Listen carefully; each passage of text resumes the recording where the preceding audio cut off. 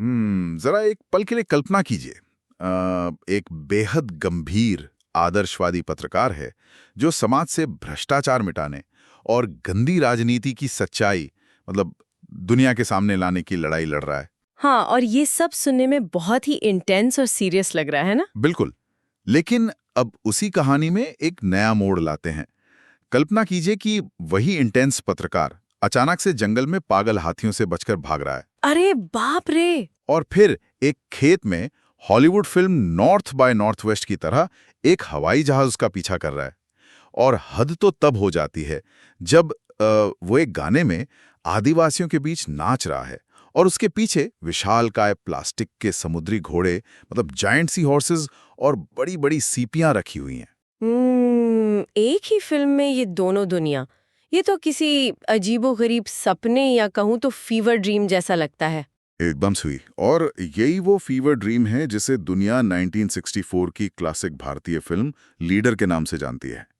आज के इस गहराई से किए गए विश्लेषण में हम इसी सिनेमाई भूल भुलैया के हर राज को खोलने वाले हैं।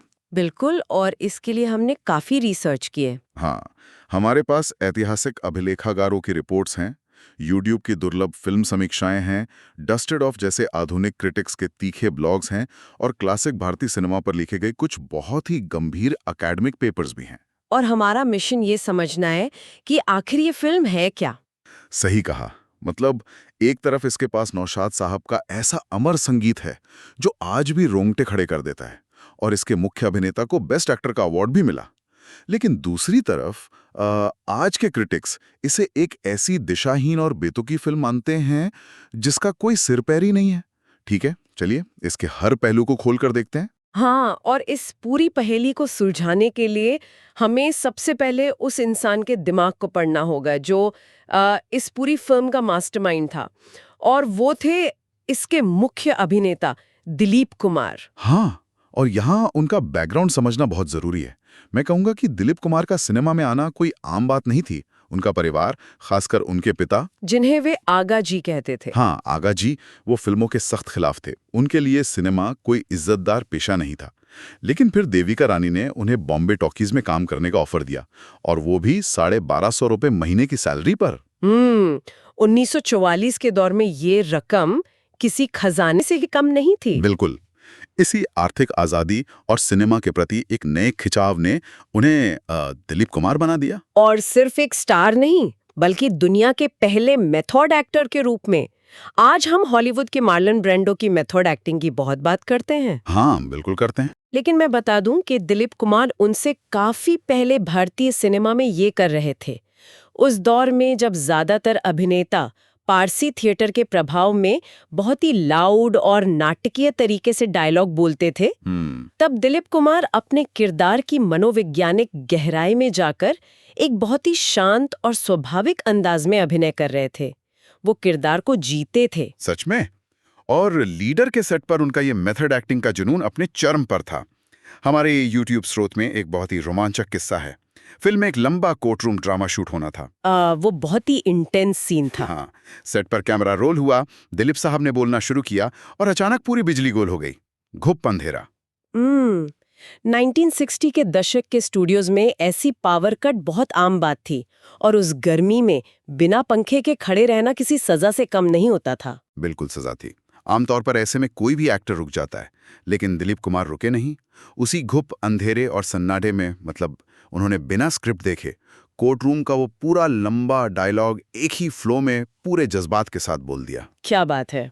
हाँ, और जब डायरेक्टर राम मुखर्जी ने कट कहा और लाइट वापस आई तो सेट पर मौजूद हर एक इंसान खड़े होकर तालियां बजा रहा था। ये किस्सा सिर्फ उनकी याददाश्त नहीं दिखाता, बल्कि ये साबित करता है कि वो उस किरदार यानी विक्रम नाम के उस पत्रकार के अस्तित्व में पूरी तरह विलीन हो चुके थे। लेकिन यहीं से फिल्म की असल समस्या भी शुरू होती है। दिलीप कुमार सिर्फ विक्रम का रोल नहीं कर रहे थे, उन्होंने इस फिल्म की कहानी खुद लिखी थी। ओह, ये एक बहुत बड़ा फैक्टर है। हाँ, और इतना ही नहीं, वो कई डायलॉग्स को खुद एडिट भी कर रहे थे ताकि भ्रष्टाचार के खिलाफ उनका जो संदेश है वो और भी धारदार हो सके। अब सोचिए, एक मास्टर शेफ है जो खुद ही डिश बना रहा है और फिर खुद ही फूड क्रिटिक बनकर उसे रेटिंग भी दे रहा है। हाँ, ये तो काफी मुश्किल स्थिति है। वही तो।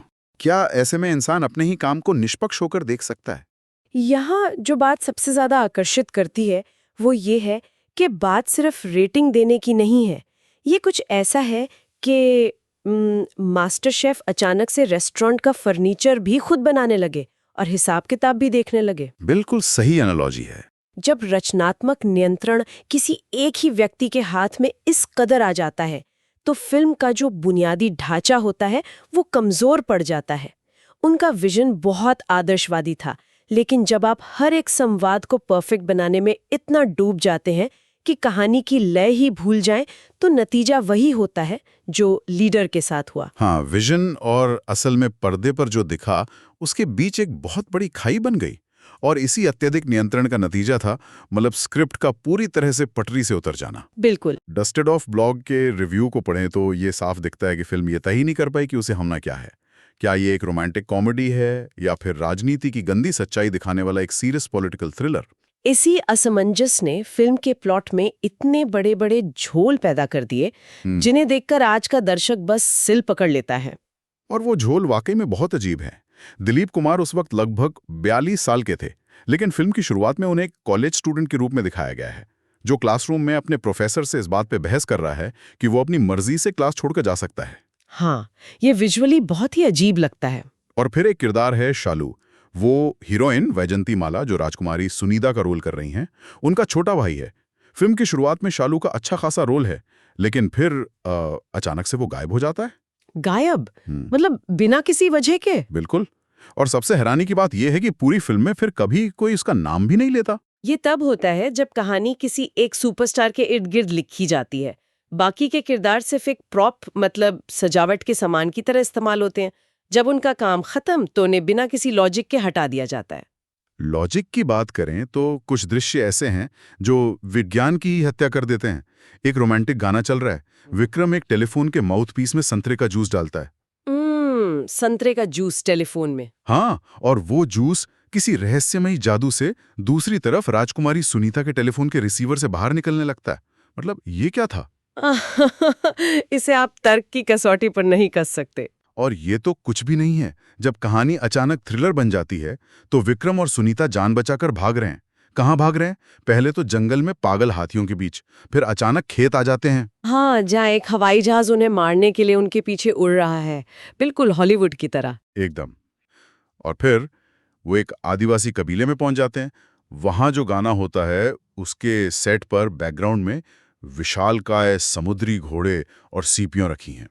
हम एक सीरियस पॉलिटिकल फिल्म देख रहे थे या किसी थीम पार्क का विज्ञापन? अगर हम इसे व्यापक संदर्भ से जोड़कर देखें तो इसे समझने के लिए हमें उस दौर के भारतीय सिनेमा के माइंडसेट को समझना होगा। अच्छा, वो कैसे?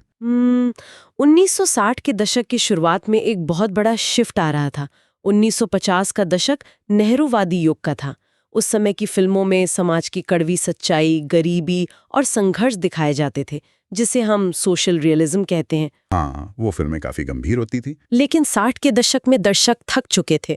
वो अब सिनेमा घरों में गंभीर ज्ञान नहीं, बल्कि रंग बिरंगी हवाई दुनिया देखना चाहते थे, जिसे आप टेक्निकल और एस्केपिस्ट सिनेमा कह सकते हैं। लीडर इन दोनों नावों की सवारी करने की कोशिश कर रही थी। यानी दिलीप कुमार का जो 50 के दशक वाला सीरियस राजनीतिक विजन था, उसे 60 के दशक की कमर्शियल और चकाचौंध वाली डिब्बी में पैक करने की कोशिश की जा रही थी। बिल्कुल सही। और इसी तालमेल की कमी की वजह से फिल्म कभी भी एक ठोस रूप नहीं ले पाई।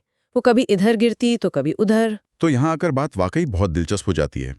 अगर कहानी का इतना बुरा हाल था, स्क्रिप्ट में लॉजिक नाम की कोई चीज नहीं थी और बॉक्स ऑफिस पर भी फिल्म कोई खास कमाल नहीं दिखा पाई, तो आज दशकों बाद भी लोग लीडर का नाम इतनी इज्जत से क्यों लेते हैं? और इसका सीधा सा जवाब है संगीत। महान संगीतकार नौशाद साहब की वो धुनें जिन्होंने इस फिल्म को अमर कर दिया। बिल्कुल, नौशाद साहब के काम करने का तरीका भी अपने आप में एक केस स्टडी है। वो तकनीकी महारत के उस शिखर पर थे जहां लोग पहुंचने का सिर्फ सपना देखते हैं। हाँ, उनके बारे में तो कई किस्से मशहूर हैं। हमारे स्रोत बताते हैं कि वो इतने परफेक्शनिस्ट थे कि एक सिंगल गाना तैयार करने में उन्हें कम से कम 15 दिन लगते थे।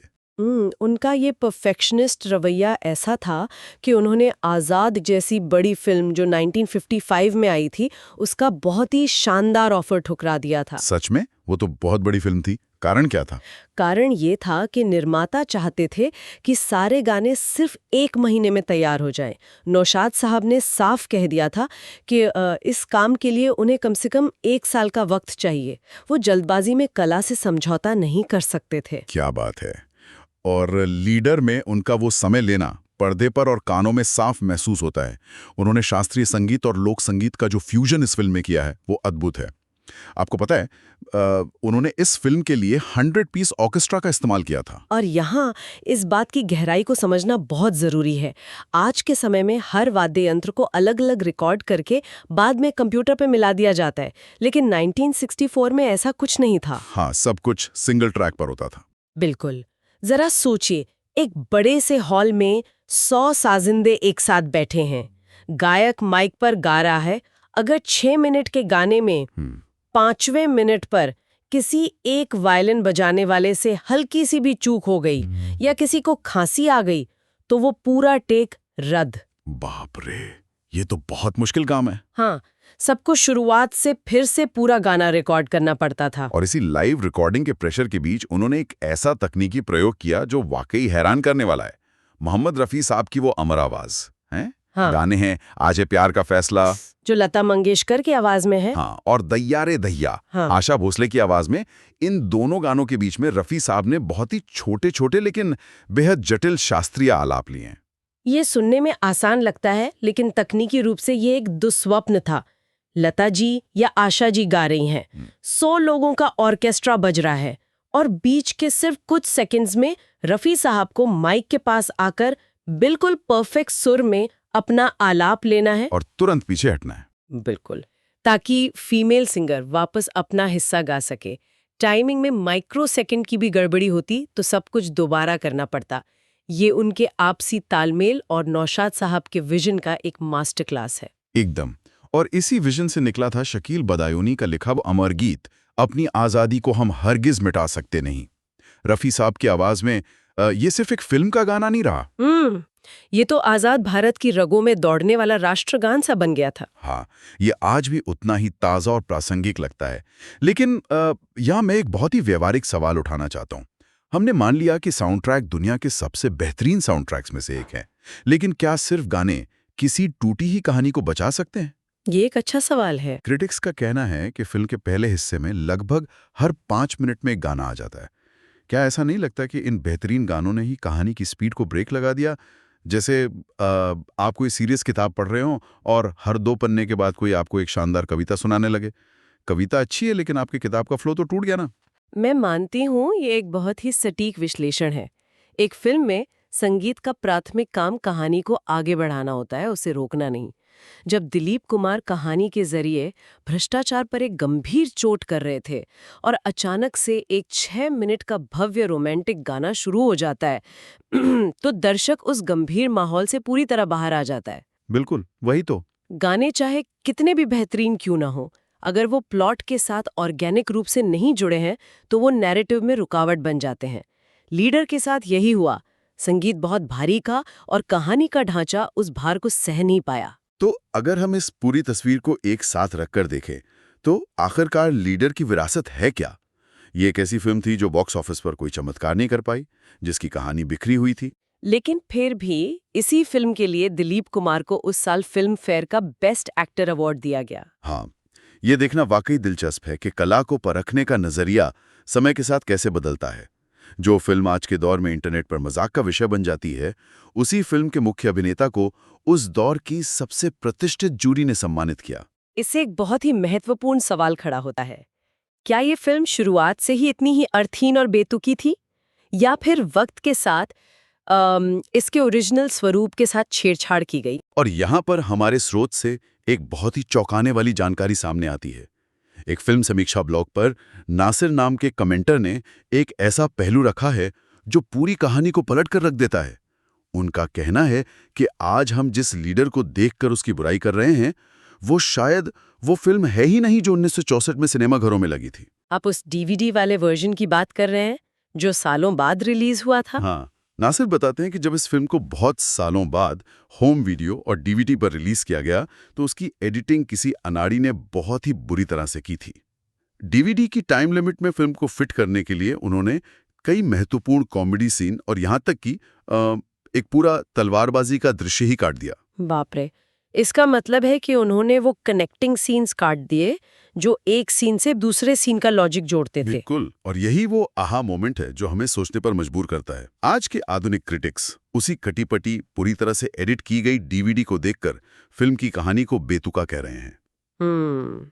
तो हो सकता है कि दिलीप कुमार ने जो असली फिल्म लिखी और बनाई थी वो उतनी बुरी थी ही नहीं। यही तो बात है। ये सिर्फ एक फिल्म की बात नहीं है, ये फिल्म संरक्षण यानी फिल्म प्रिजर्वेशन की अहमियत की एक बहुत ही दुखद दास्तान है। अगर हमारे पास ओरिजिनल प्रिंट ही नहीं है तो हम किसी भी कलाकृति पर जो फैसला सुना रहे हैं वो असल में एक अधूरी और बिगड़ी हुई चीज पर सुनाया गया फैसला है। एकदम सही बात है। ये सिनेमा के इतिहास का एक बहुत बड़ा नुकसान है। तो इस सब का असल मतलब क्या है? लीडर जो 1964 में आई, उसे हम किसी एक खांचे में नहीं रख सकते। बिल्कुल नहीं। ये नौशाद साहब की संगीत साधना का एक मंदिर है, दिलीप कुमार की मेथड एक्टिंग का एक मास्टर क्लास है, लेकिन साथ ही ये अत्यधिक महत्वाकांक्षा और बाद में किए गए खराब संपादन का एक शिकार भी है। मैं कहूंगी कि ये उन दुर्लभ फिल्मों में से है जो परफेक्ट न होकर भी इतिहास में अपनी एक अलग और अमिट जगह बना लेती हैं। हाँ, और आखिर में मैं एक ऐसा विचार छोड़ना चाहूंगा जिस पर शायद ही किसी ने गौर किया हो। हमने अभी बात की कि फिल्म कैसे दो अलग अलग नावों पर सवार थी। एक तरफ आदर्शवादी सीरियस राजनीति जो भ्रष्टाचार खत्म करना चाहती थी, और दूसरी तरफ संतरे का जूस, विशालकाय प्लास्टिक की सीपियां और एक रंग बिरंगी हवाई दुनिया। 1964 का साल भारत के लिए भी तो कुछ ऐसा ही था। बिल्कुल। क्या ऐसा नहीं लगता कि लीडर का ये बिखरा हुआ और विरोधाभासी प्लॉट दरअसल 1964 के भारत की अपनी खुद की मानसिक उलझनों का ही एक प्रतीक था? आज़ादी मिले 1.5 दशक हो चुका था। हाँ, एक बदलाव का दौर था। एक तरफ समाज चाहता था कि वो स्वतंत्रता सेनानियों के उस नेहरूवादी आदर्शवाद पे चलें जहां नैतिकता सबसे ऊपर हो, लेकिन दूसरी तरफ वही नया भारत पश्चिमी देशों की तरह उपभोक्तावाद, शहरीकरण और टेक्निकल और सपनों की तरफ भी बहुत तेजी से भागना चाहता था। ये बहुत ही सटीक और गहरा ऑब्जर्वेशन है। समाज खुद ये तय नहीं कर पा रहा था कि उसे अपनी जड़ों से जुड़े रहना है या फिर आधुनिक चकाचौंध में उड़ान भरनी है। हाँ, वही तो कश्मकश थी। और जब समाज खुद इतने भटकाव में हो तो वहां से निकलने वाली कला कैसे एकदम सुलझी हुई हो सकती है? क्या बात है। क्या फिल्म का भटकाव उस दौर के समाज के भटकाव का ही एक अनजाने में बना हुआ अक्स था? क्या सिनेमा की ये खामियां ही हमें हमारे समाज की असली सच्चाई दिखा जाती हैं? ये एक ऐसा सवाल है जिस पर हमें सभी को जरूर सोचना चाहिए। अगली ऐसी ही किसी गहराई से की गई खास चर्चा तक ज्ञान के इस सफर में हमारे साथ बने रहें और नए विचारों को टटोलते रहें।